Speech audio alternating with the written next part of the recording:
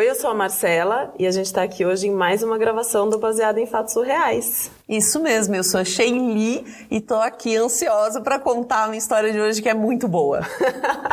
Toda semana a gente vem gravar aqui na Tabasco Filmes, nessa parceria super legal com o nosso apoiador do Tabasco On, do projeto Tabasco On, onde tem vários projetos rolando. Conta um pouquinho, Sheili, como é que funciona? Isso, a Tabasco Filmes é uma produtora de vídeos que está há muitos anos no mercado e que abriu esse espaço chamado Tabasco On, que traz projetos de colaboração para cá. Então, se você tem um projeto muito legal, está precisando fazer uma live ou quer trazer seu podcast para gravar aqui nesse estúdio, onde eu e a Marcela estamos gravando, é só você entrar em contato com a gente mesmo. Os podcasts somos nós do Baseado em Fatos Surreais, que fazemos uma curadoria e que organizamos isso. E se for um outro tipo de projeto e você está precisando de um apoio audiovisual, fala aqui diretamente com o pessoal da Tabasco Filmes. Sensacional. Sheili, tem uma coisa que nem todo mundo que ouve o Baseado em Fatos Surreais sabe como funciona. Podia contar pra gente, né? Você manda a sua história pra cá, sabe aquela história surreal, aquela história que você conta já, sabe que já faz parte do seu repertório, porque ela é tão bizarra, ou que você nem tem coragem de contar pras pessoas porque ela é muito surreal? Você manda essa história pra gente e a gente conta ela aqui como se fosse nossa, dando sempre uma pimentadinha e focando no surreal. Não precisa ser uma história engraçada, pode ser uma história séria, pode ser uma história de denúncia, pode ser a história que você quiser. Nós já contamos histórias super divertidas de amor, de encrenca, de amizade. Contamos uma história que é o caso do aborto, por exemplo, onde a gente contou um pouco a história de uma moça que teve essa situação na vida dela, é muito legal. Então pode ser a história que você quiser, manda pra gente, a gente vai contar ela aqui. Sensacional. O único diferencial dessa história é que é uma história de mulheres, certo? Exato. Tem que ser uma história de mulher. Sim. Porque a gente faz parte de um movimento super bacana que está surgindo aí na podosfera, que chama Mulheres Podcasters. Esse movimento surgiu com a maravilhosa Ira Croft, lá do programa Ponto G e do Mundo Freak. E agora, toda vez que a gente posta um conteúdo, principalmente no Twitter, a gente marca com essa hashtag, para que as pessoas que queiram conhecer mais podcasts feitos por mulheres e para mulheres possam encontrar esse conteúdo. Então vai lá no Twitter, procura por hashtag Mulheres Podcasters. Tem muita coisa legal para ouvir. Vamos para a nossa história da semana?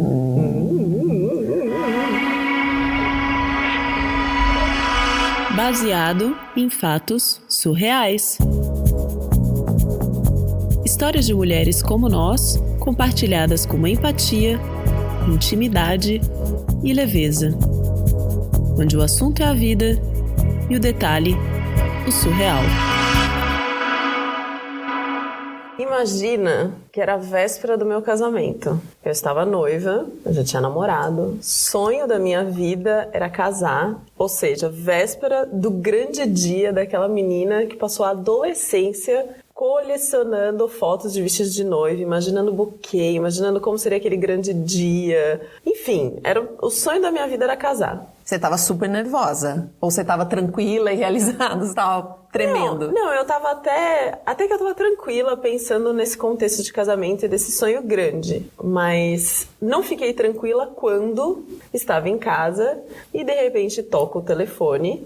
Oi, aqui é do hospital. A sua mãe sofreu um acidente e ela está aqui desacordada. Por favor, venha pra cá. Peraí, isso era em que momento? Tipo, muito cedo? Faltava quantas horas pro casamento? Era no dia anterior do casamento. Ah, no dia anterior, ufa. Isso, a véspera do casamento.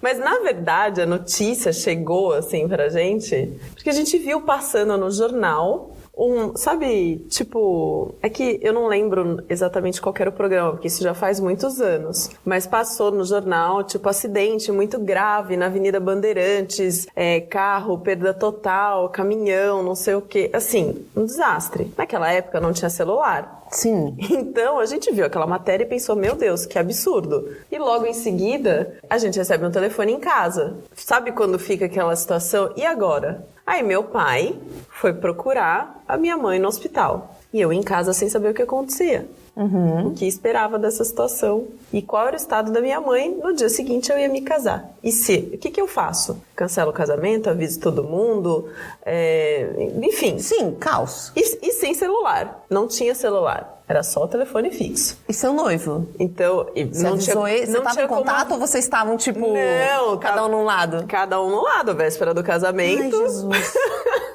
Você nem podia dividir com ele essa angústia. Não tinha o que fazer. Ou seja, você estava em casa roendo unha, não estava roendo unha, porque se eu roesse a unha ia estragar tudo no dia seguinte, né? Mas enfim, tava lá esperando notícias do meu pai. Aí meu pai foi pro hospital, viu o estado da minha mãe, que estava realmente desacordada. Ela tinha tomado uma baita de uma pancada na cabeça, porque ainda naquela época cinto de segurança não era uma coisa obrigatória. Então, na hora que o caminhão veio, cara, disseram que ela voou longe, assim. Foi um negócio surreal.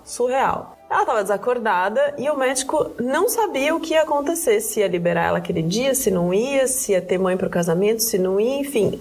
Filha, é o seguinte... Você nem cogitou em cancelar o casamento. Até esse momento eu tava esperando. Tá. Estava esperando. Aí pai ligou, filha, é o seguinte... Esta é a situação, venha para cá. Aí a gente acionou a rede lá da família e fomos avisando todo mundo até que o noivo ia ficar sabendo e fomos todos pro hospital para poder esperar para ver o que ia acontecer com a minha mãe, se ia ter casamento, se não ia ter casamento, Sim. enfim. Aí chegamos no hospital, naquele momento, quando todo mundo conseguiu chegar e tal, a minha mãe já tinha acordado, eles já tinham feito alguns exames, aparentemente não tinha acontecido nada, ela só estava um pouco confusa por causa do baque na cabeça, mas ela tinha que ficar em observação. E aí o médico falou assim, olha, se durante a observação ficar tudo bem, a gente vai liberar ela no final do dia. Então, acho que vai rolar casamento, né? E ficamos lá esperando o final do dia. A minha mãe foi liberada, mas ela estava assim. Ela falava assim comigo durante esse tempo de observação. O que foi que aconteceu comigo? Não vou estragar seu casamento. Mas o que foi que aconteceu? Por que eu tô aqui? Seu casamento é amanhã, eu não posso estragar seu casamento. Ela tava doidinha. Por que tá todo mundo em volta de mim? Minha filha vai casar amanhã. Ela só pensava no casamento. Provavelmente, na hora que ela viu que o acidente ia acontecer, ela pensou, meu Deus, o casamento, ficou com essa informação na cabeça. Imagina eu. Será que a minha mãe vai saber o que fazer amanhã na hora de entrar na igreja? Porque ela não sabe nem quem ela é nesse momento. Mas ela conseguia andar, tava tudo bem, só ela tava super confusa. Então, nossa, que sorte, Não, né? nesse momento ela ainda tava na cama deitada. de repouso, enfim. Mas ela tava confusa e a gente, enfim, não sabia o que ia acontecer. Aí foi passando o período de observação e ela tava nesse diálogo de doida. Não posso estragar seu casamento, mas quem é você mesmo?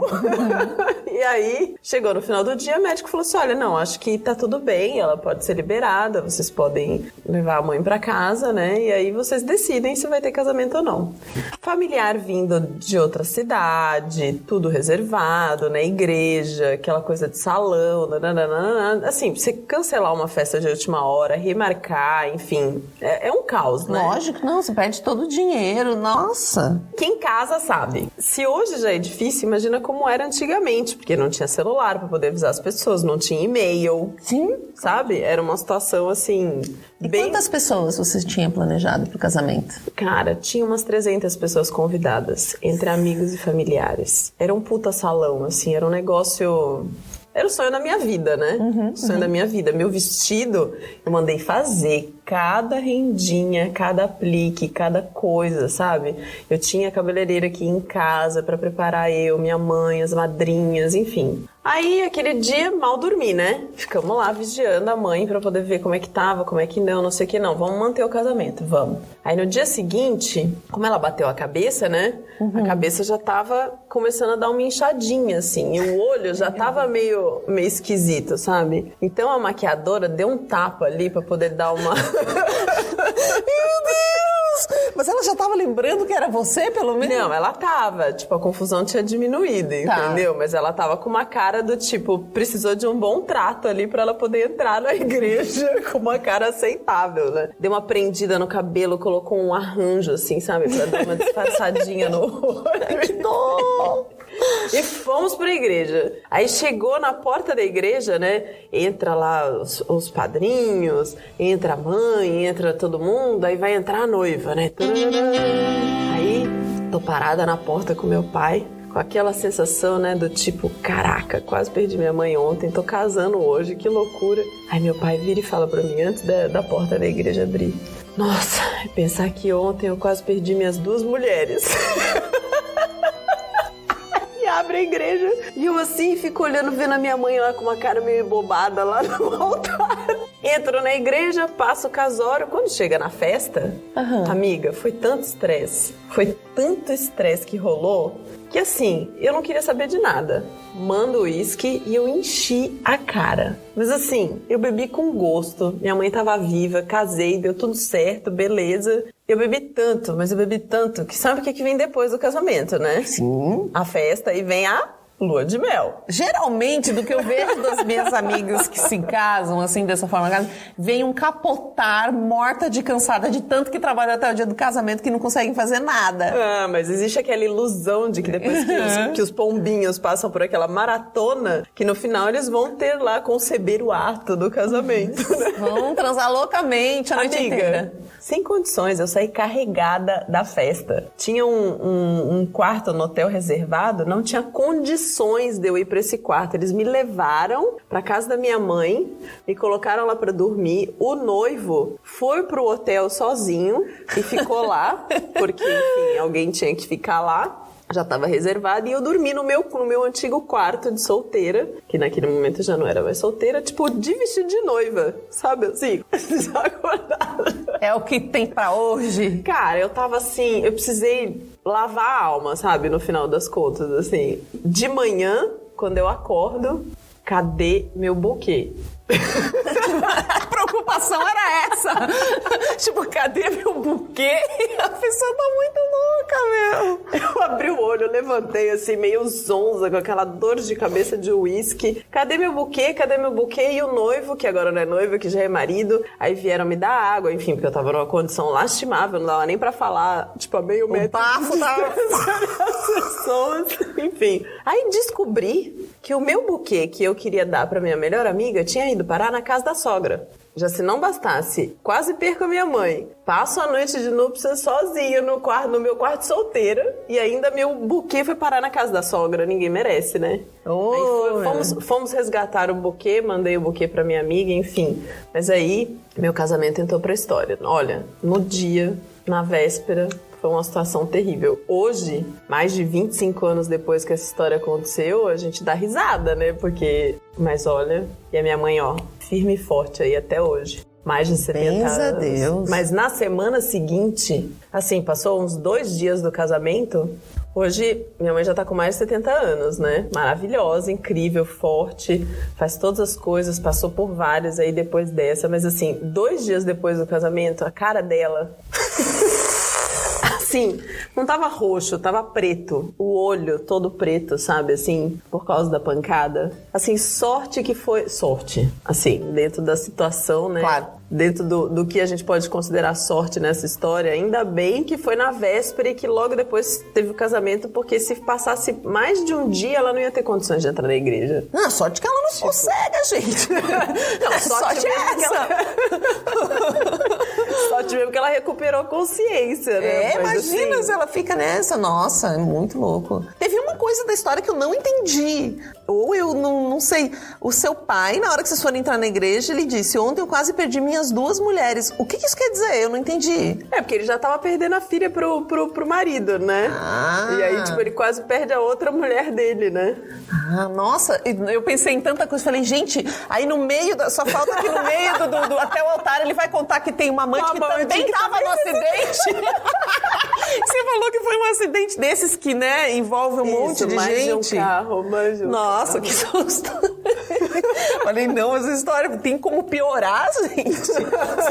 Dizem que sempre tem como piorar, Sempre né? tem como piorar, né? Nossa, mas é muito louco, porque essa coisa da mãe no dia do casamento, eu vi, né, sempre diz que a mãe da noiva fica tão nervosa quanto a noiva, e é verdade, né, eu acompanhei a minha mãe no casamento da minha irmã, ela fez um vestido, tipo, parecia que era ela que tava casando de novo, né? Tem esse lugar, assim. Tem. E o que aconteceu, na verdade, é que a minha mãe tava em trânsito para poder buscar os bem casados que tinham ficado prontos de última hora pro casamento. E assim, naquela pressa, naquela coisa, Avenida Bandeirantes, antigamente, cara, veio um caminhão e deu uma cortada, foi um negócio tão feio, e ela tava assim, realmente tava mãe da noiva, sabe? Sim. Com a cabeça Olha, eu não sei, foi 300 mil anjos da guarda ali que deram uma ajuda pra garantir que aquela senhora chegasse onde ela tinha que chegar, viu? E foi emocionante, não foi só o casamento que foi emocionante, foi todo esse contexto aí, foi muito doido. Não deseja ninguém, não.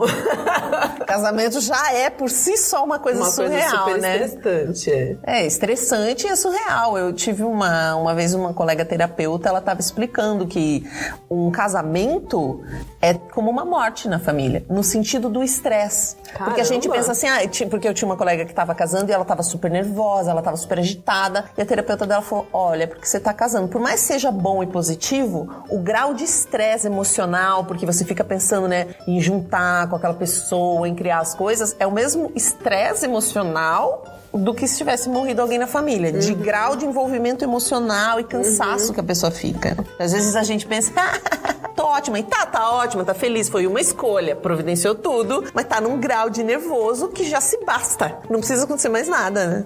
E na verdade, durante todo esse processo, tipo, da igreja, até durante a festa, que tem toda aquela coisa de tirar foto, de receber cumprimentos, não sei o que lá, tudo aquilo, todo mundo acha que os noivos estão aproveitando, a gente não tá aproveitando nada, né? Você só começa a aproveitar depois da terceira hora da festa, que já tá todo mundo meio pra lá do que pra cá, já cortou bolo, já jantou, aí você pode dar uma relaxada, tira o sapato e vai embora, entendeu? Mas até aquele momento, nossa senhora. E aí quando chega aquele momento, a gente tá tão cansado de toda essa dinâmica, dessa rotina de não sei o que, não sobra nada pra você aproveitar, né?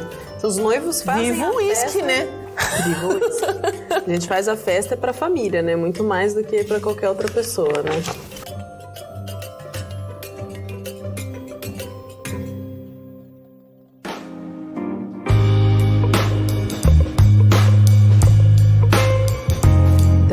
Mais um baseado em fatos surreais. Para esse episódio acontecer, a gente tem que agradecer especialmente a pessoa que mandou a história pra gente e todos os nossos ouvintes maravilhosos que têm criado coragem em mandar dessas histórias por e-mail, por WhatsApp, por Facebook, enfim, N canais. A gente tem que fazer um agradecimento especial à Tabasco Filmes, que é a nossa apoiadora agora e tá cedendo esse espaço super bacana para que a gente tenha um áudio de qualidade. E além disso, se você tá ouvindo esse programa agora no podcast, confere, porque a gente fica online, né, Shelly? Toda quarta-feira, às 9 horas da manhã, a gente entra online para gravar os podcasts. A gente grava sempre 2 na página da Tabasco Filmes. Isso, é só acompanhar a gente lá. E se você quer mandar um episódio pra gente, como faz, Shelly? bfsurreais@gmail.com ou entra lá na nossa página, baseado em fatos surreais, no Facebook, pode mandar uma mensagem pra gente. Você pode mandá-la por escrito, pode mandar uma mensagem de áudio. Ai, tô com preguiça de escrever. Fala lá a história pra gente que tá bom, ou manda por e-mail, ou entra no nosso site bfsurreais.com.br. E se você acha que a sua história não é muito boa, você tem uma história, mas acha que ela não é surreal, não se preocupa. Manda a sua história que a gente faz ela ficar surreal. A gente mata alguém lá no meio da história, bota um mistério. Muda o sexo da pessoa no final. A gente faz alguma coisa, fica tranquila. Manda a história que a gente deixa ela bem surreal. Criatividade a gente vê por aqui.